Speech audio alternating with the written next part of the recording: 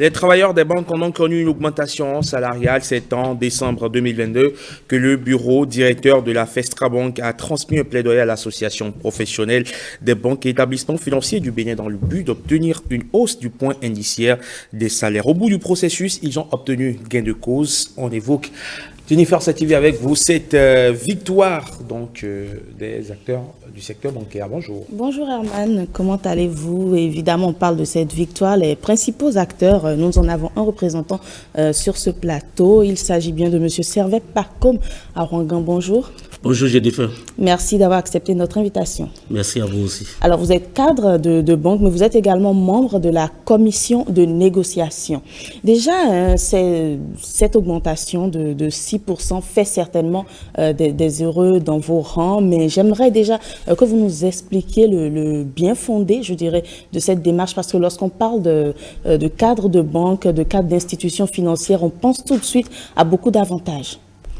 Est-ce que le besoin se faisait sentir? Bien, avant de répondre à votre question, je dis bonjour aux téléspectateurs et je vous remercie pour cette invitation sur votre plateau. Merci. Et je voudrais d'abord également présenter les excuses du secrétaire général de la Festra Bank, la Fédération des syndicats des travailleurs des banques et établissements financiers du Bénin, le camarade Iras Féridemi Agossou, et qui a eu un empêchement et que nous avons mandaté délégué pour venir intervenir sur le plateau. En fait, pour répondre à votre question, je dirais que il ne s'agit pas d'une multitude d'avantages. En réalité, c'est des lignes de rémunération. Oui. C'est des lignes de rémunération qui sont justifiées. Le secteur bancaire est un secteur très particulier, gouverné par un actionnariat. Donc, il y a des actionnaires qui placent leurs fonds et qui s'attendent forcément à des dividendes et donc à la rentabilité des investissements. Et ceci étant, au niveau de la Festra Bank, nous avons voulu concilier la dimension sociale pour le mieux-être des travailleurs, mais aussi et surtout la rentabilité des investissements des actionnaires. Et donc, le besoin se fait sentir. Le besoin se fait sentir, mais il ne s'agit pas d'une multitude d'avantages. Ok, d'accord, nous avons compris. Mais déjà, quels sont les facteurs? C'est vrai, vous avez parlé, vous avez un peu expliqué, mais quels sont les facteurs, peut-être du quotidien, qui vous ont finalement poussé à prendre cette initiative-là, à demander une augmentation? Le principal facteur, c'est la baisse du pouvoir d'achat du travailleur. Vous savez que le Bénin a connu deux chocs économiques ces dernières années. Il y a la crise de la pandémie du Covid-19, et puis il y a la guerre russo-ukrainienne. Et vous êtes femme, hein, vous allez sur le marché, vous avez compris qu'à partir de ce moment-là, il y avait une cherté de la vie. Et donc, le panier de la ménagère s'est complètement amenuisé. Donc, ce sont ces facteurs qui ont conduit à la baisse du pouvoir d'achat du consommateur. Et ces facteurs nous ont aidés à déposer un plaidoyer au niveau de l'association professionnelle des banques et établissements financiers du Bénin, qui est la structure fêtière de nos employeurs. Et donc, nous avons entamé les négociations qui a abouti à ce que vous connaissez déjà. D'accord. Nous allons revenir aux négociations, mais c'est vrai, vous avez parlé de la cherté. Donc, est-ce que s'il n'y avait pas eu cette cherté, vous seriez resté de marbre, je dirais, pendant longtemps et que ça allait continuer? Non, pas du tout. Pas du tout. Vous savez que la mission principale d'une organisation syndicale, c'est de défendre les intérêts moraux et financiers des travailleurs pour leur mieux-être social.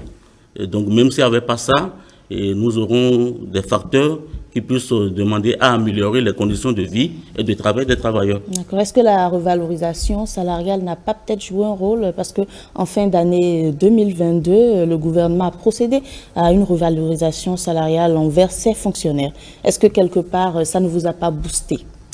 Bien évidemment, et je passe par votre micro ici pour remercier le chef de l'État, le président Patrice Talon, pour avoir eu cette idée géniale et soucieux des conditions des travailleurs de son pays. Et il a compris, en tant que sachant, la cherté de la vie, il a compris que quelque chose allait se faire.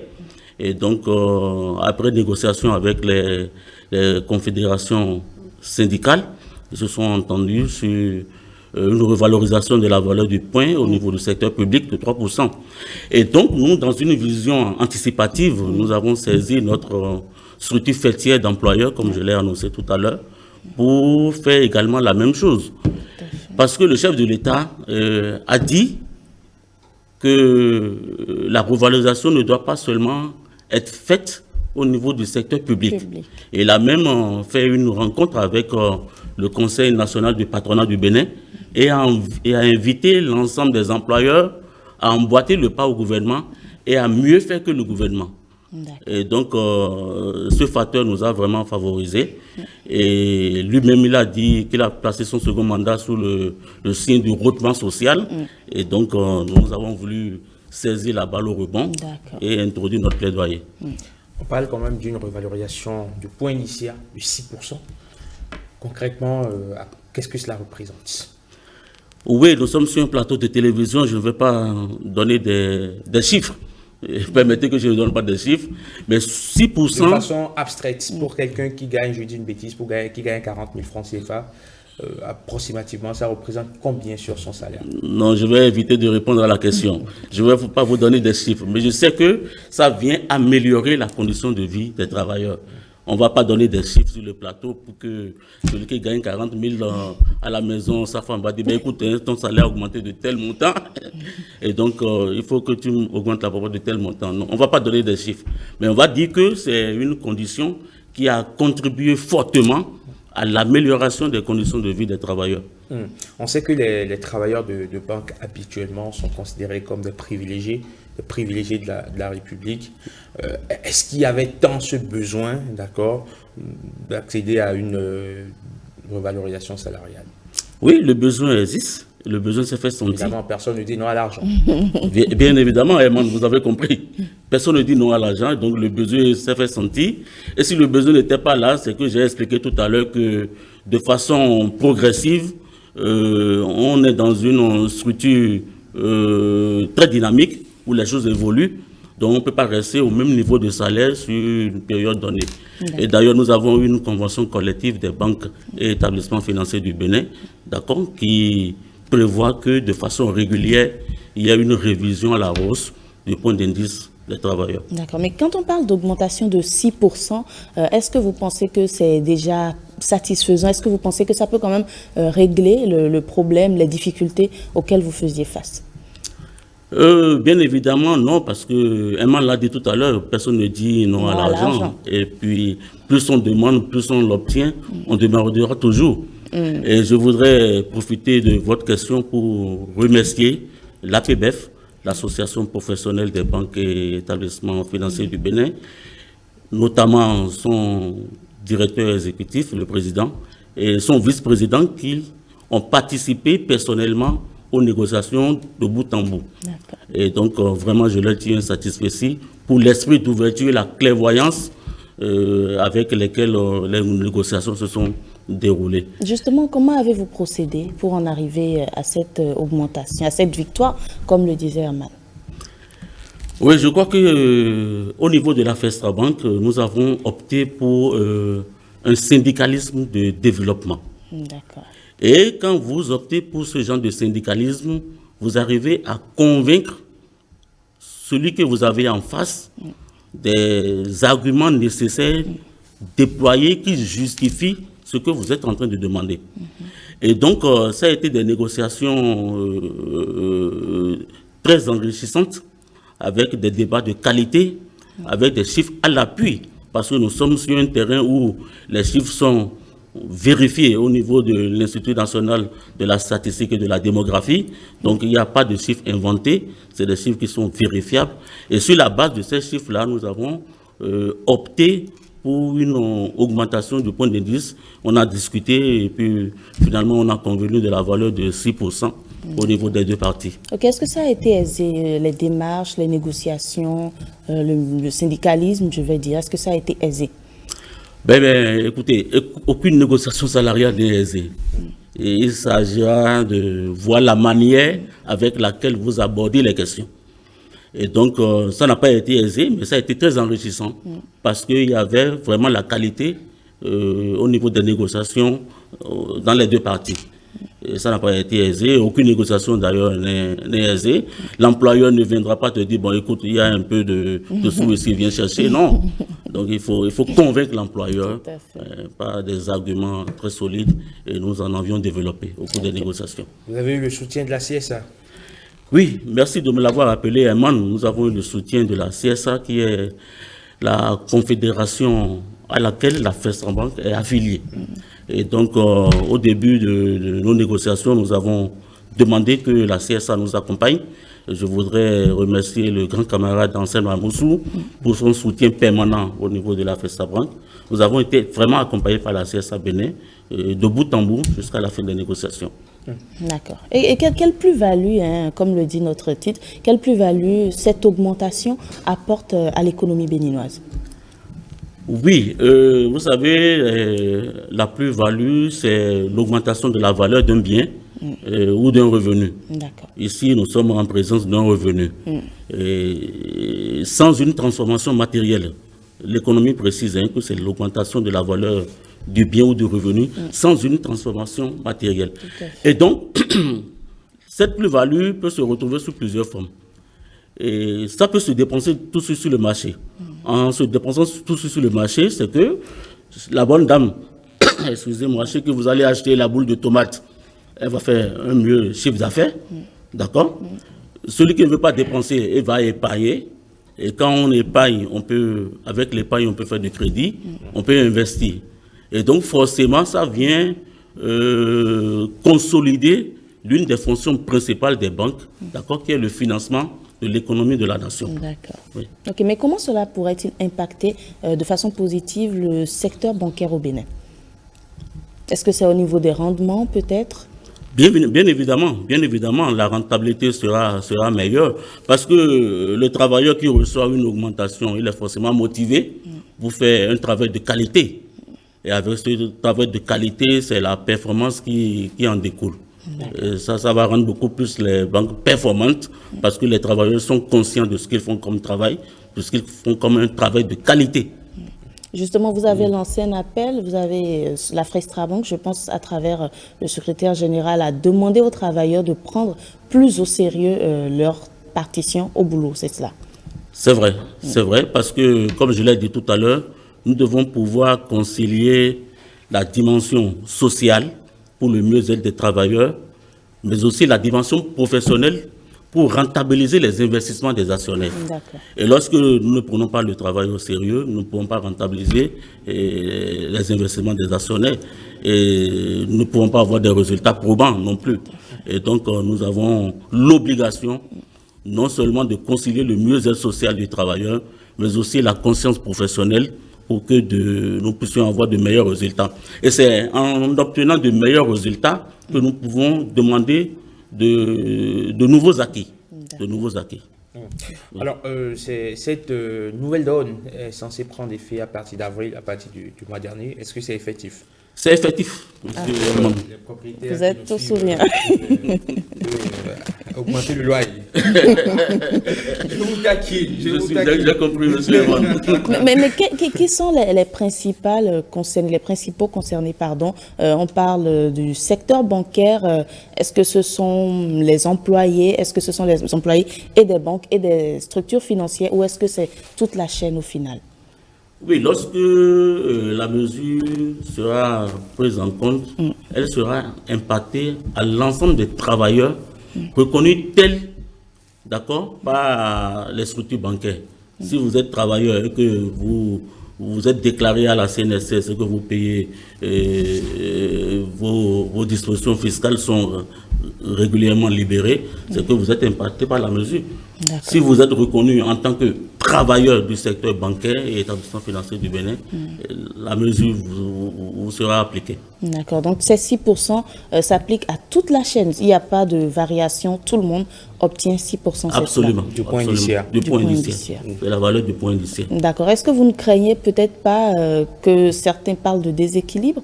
Peut-être que d'autres gagnent plus que d'autres, je dirais. Est-ce que vous n'avez pas eu... Est-ce que justement, un peu comme le chef de l'État a eu à le faire, c'est-à-dire privilégier les gains petits au détriment des gains gros?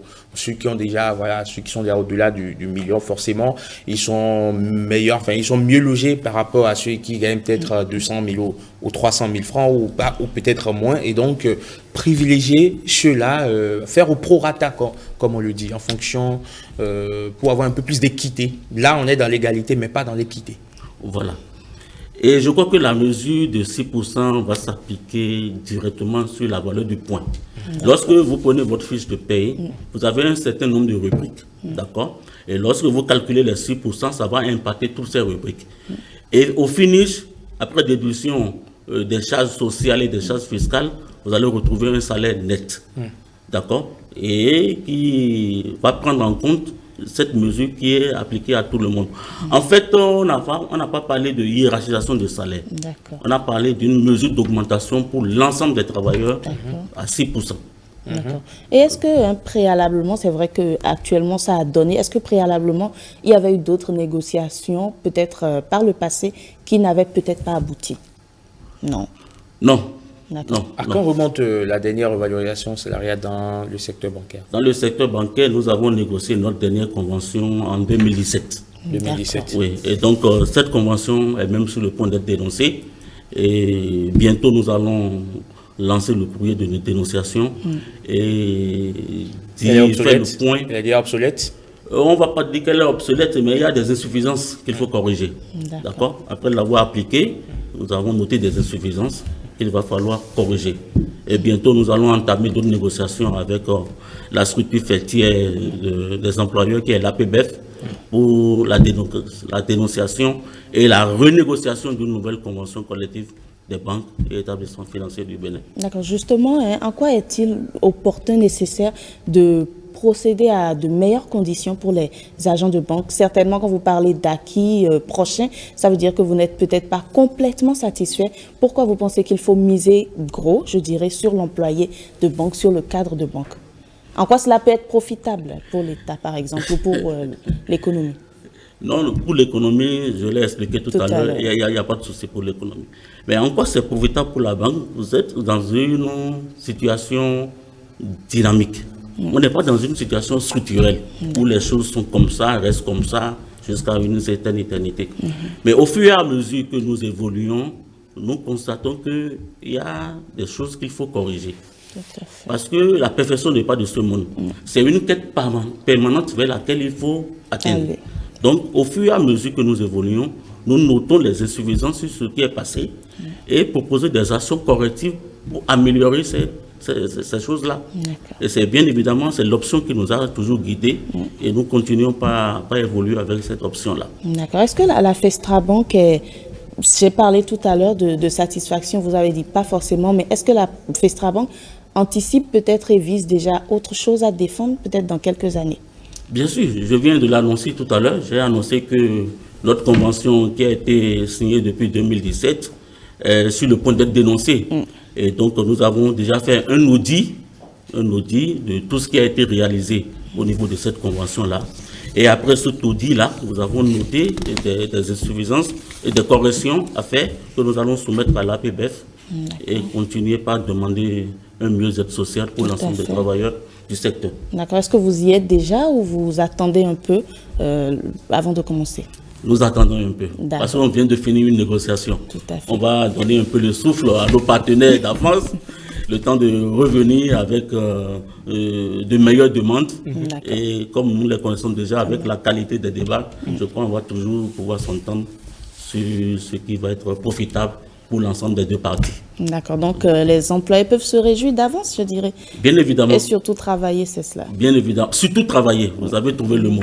Parce que ça nous est très important. Parce que si nous ne travaillons pas, nous ne pouvons pas demander d'amélioration des conditions de vie. C'est-à-dire qu'il faut pouvoir faire, son devoir avant de réclamer ses droits. C'est vrai, nous avons des droits à réclamer, mais il faut faire le devoir pour lequel nous sommes là. Et c'est ça la conscience professionnelle.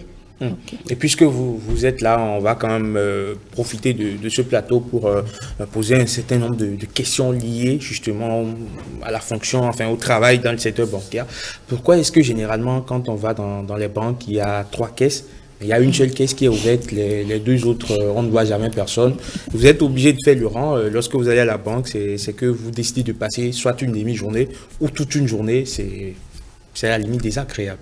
À quand est-ce que la banque va opérer ça?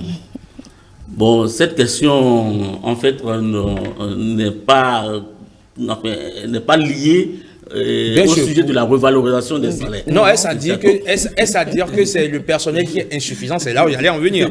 Est-ce à dire que c'est le personnel qui est insuffisant pour qu'on assiste à ce genre de scénario dans les banques et tout le reste? On ne peut pas dire que le personnel est insuffisant parce que chaque banque a son mode de gestion. Et chaque banque sait quel effectif il faut mettre à tel ou à tel endroit pour avoir les résultats. Vous comprenez? C'est vrai, c'est une situation que vous avez notée, mais je ne suis pas là pour parler de ça. Je n'ai pas été mandaté par ma banque.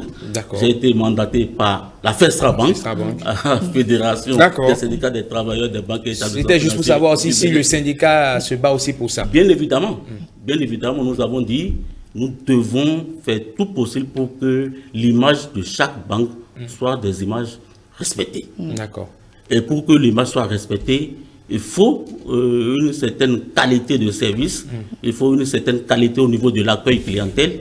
Et tout ça, c'est des sensibilisations que nous faisons à l'endroit des travailleurs des banques et établissements financiers du Bénin. Et à vos syndiqués, qu'est-ce que vous avez envie de dire? Là, au moins, vous avez été mandaté pour ça. Oui. À mes syndiqués, je dirais que nous devons continuer de faire croire aux gens que la banque est une profession noble et que le client qui vient, le client doit être satisfait. Parce que sans client, il n'y a pas de banque. Donc le client est roi, comme on le dit. Et puis le client est la première source de notre PNB. Le PNB, c'est le produit net bancaire qui fait office du résultat de la banque. D'accord. Mais est-ce que vous pensez que ce déficit observé, ces difficultés auxquelles vous faisiez face auparavant, ont peut-être impacté le rendement de certains agents des banques? Je n'ai pas compris la question. Est-ce que ces difficultés qui vous ont poussé à demander une négociation, est-ce que vous pensez que cela a pu occasionner un rendement faible au niveau de certains agents? Ou peut-être une conscience professionnelle un peu faible? Non, en fait, pas forcément. La conscience professionnelle, je vous ai dit tout à l'heure que c'est une quête permanente. Nous devons veiller à l'amélioration de la conscience professionnelle tous les jours. Autant que te faire se peut. Tous les jours, on doit améliorer la conscience professionnelle. Et donc, en améliorant cette conscience professionnelle, nous devons forcément nous attendre à des résultats performants. Lorsque vous mettez votre force de travail, vous travaillez pour la banque, et que vous y mettez tout le sérieux, c'est que forcément vous avez comme objectif d'atteindre des résultats meilleurs, des résultats probants. Que justement, nous sommes à la fin. Quel appel vous avez à lancer ou quel mot vous avez à dire pour conclure? Pour conclure, je voudrais d'abord remercier le chef de l'État pour cette vision de développement au niveau de l'équité qu'il a eu pour l'ensemble des travailleurs du pays. Donc je veux parler des travailleurs du secteur public et les travailleurs du secteur privé. Et ça, c'est une idée très géniale. Et cette vision-là, nous la remercions pour ça et pour dire que nous partageons vraiment cette vision et que nous l'accompagnons pour le développement de ce pays. Et puis à l'APBEF, au niveau de la direction exécutive, le président et le deuxième vice-président qui nous ont assistés tout au long des négociations salariales, le bureau directeur de la FESTRABANK qui nous a mandatés et bien évidemment la CSA Bénin qui nous a fortement soutenus. Et nous demandons à tous nos syndiqués de prendre le client de la banque comme un roi et de le traiter comme un roi. Merci pour que nous puissions toujours avoir les moyens et la force nécessaires pour revendiquer d'autres acquis pour l'ensemble des travailleurs du secteur de la banque. Merci beaucoup, M. Servet Paco Marouangan. Je rappelle que vous êtes cadre de banque et membre de la commission de négociation. Merci d'être passé sur notre plateau. Merci, Herman. C'est moi, Jennifer. Merci, Herman. Merci, M. Awangan. Au plaisir de vous retrouver très prochainement. À très bientôt. À très bientôt, je l'espère. 5 sur 7 matin, nous recevons à présent Hans Sosten avec lui. On parle de conflit intergénérationnel en entreprise. Comment surtout éviter cela? Il vient, bien évidemment, plancher sur la question. À tout de suite.